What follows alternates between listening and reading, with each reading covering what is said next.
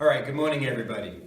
I want to talk to you today about time travel, or to be exact, the paradoxes involved with time travel.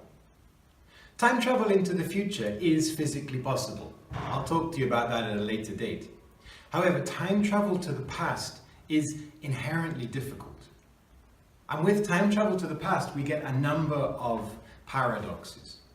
Now, time travel is the same as travel, any kind of travel. I can travel through space. I can travel from here to the station.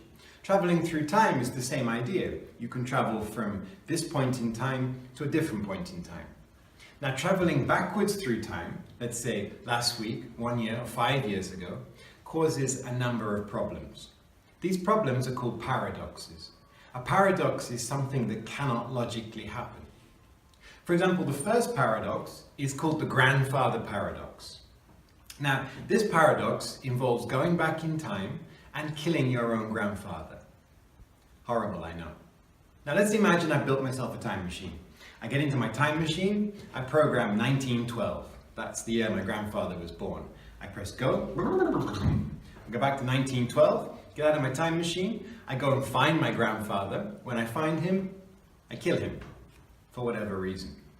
Now, because my grandfather is dead, my father is not born. And because my father is not born, that means I am not born. And if I am not born, I don't exist and I cannot make a time machine. Which means I cannot go back into the past to kill my grandfather.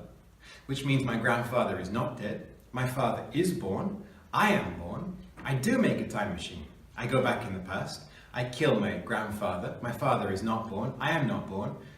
And this loop carries on forever. So, killing your grandfather cannot logically happen. Therefore, it's a paradox. The second paradox is called the Hitler paradox, although I like to call it ripples in a pond. If you imagine you have a pond in front of you, and you get two different stones, one of them is very small, one of them is very large.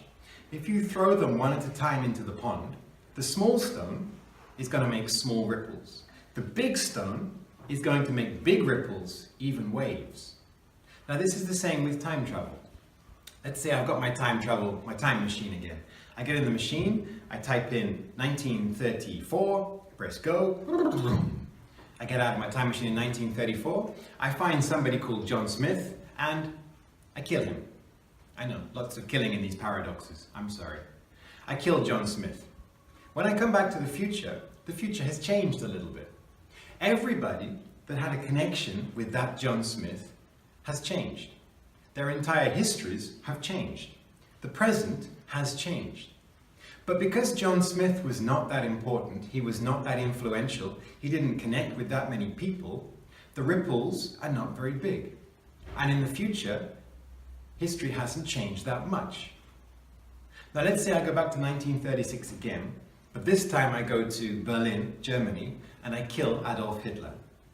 Now, the ripples are going to be much, much bigger. Adolf Hitler, he connected to and influenced millions and millions of people. He still influences us today. We learn about the Second World War, we talk about the Second World War.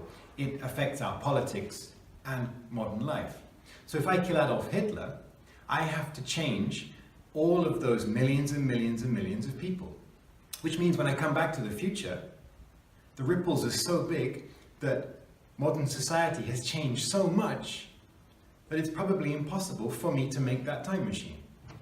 Therefore, by killing Hitler, I make it impossible for myself to make the time machine.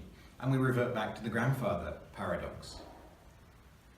Now, the third paradox is called the watch paradox. There is a movie starring Christopher Reeve. I forget the name of the movie. But in the movie, the young Christopher Reeve, he goes to a party held by an old lady. When he's at the house of the old lady, he sees a picture of her on the wall. When she was young, she was beautiful. So he, being a time traveler, decides to go back in time to meet her. However, before he does, at the party, the old lady, who likes him, of course, who wouldn't like Christopher Reeve, she gives him a watch as a gift.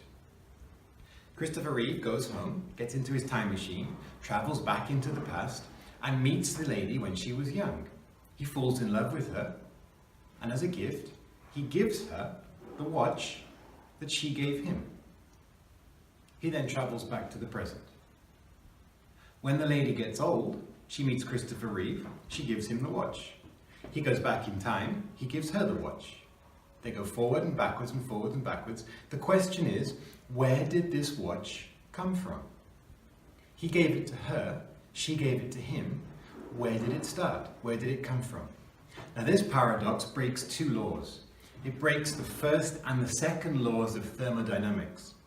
The first law of thermodynamics states that you cannot create or destroy energy. You can only change it. So if this watch just suddenly existed, where did it come from? Where did the energy come from? You cannot just create energy. And the second law of thermodynamics says that everything will revert to its simplest state, entropy. So this watch, if the old lady has had it for so long, as it goes around the cycle, will gradually get older and older and older. And in the end, it will fall apart and break. So how can the same watch continue through the cycle? It's a paradox. Anyway, time travel would be fun, but is very difficult.